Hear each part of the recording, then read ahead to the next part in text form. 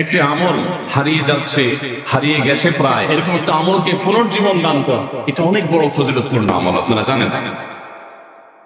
নবী করিম সাল্লাল্লাহু আলাইহি ওয়াসাল্লাম একটা হাদিস রয়েছে, মান আহইয়া সুন্নাতাম মিন সুন্নতি, যে ব্যক্তি আমার সুন্নতের কোন একটা সুন্নতকে জিন্দা করবে, কোন একটা ভালো কাজ যে ব্যক্তি শুরু করবে, মান সান্না সুন্নাতান হাসানাতান ফালাহু আজরুহা ওয়া আজরু মান আমিলা বিহা, তাহলে এই ব্যক্তি সেই প্রচলন দিয়ে যত মানুষ তার এই প্রচলন থেকে আমল করবে, আল্লাহ তাআলা তাদের সবার সমপরিমাণ সওয়াব তাকে দান করবে। এজন্য আমরা এই মুর্দা সুন্নাত, হারিয়ে যাওয়া আমলকে পুনরায় জিন্দা করতে প্রস্তুত আছি তো ইনশাআল্লাহ?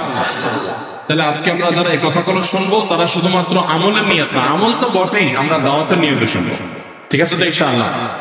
এবং জিলহজের এই প্রথম দশক পর্যন্ত আরো যে এই দিনগুলো আছে, এই দিনগুলোতে প্রায় 20 দিন সময় আছে। এই 20 দিন সময়, পুরো সময় জুড়ে আমরা অন্যদেরকে সচেতন করবো, সতর্ক করবো।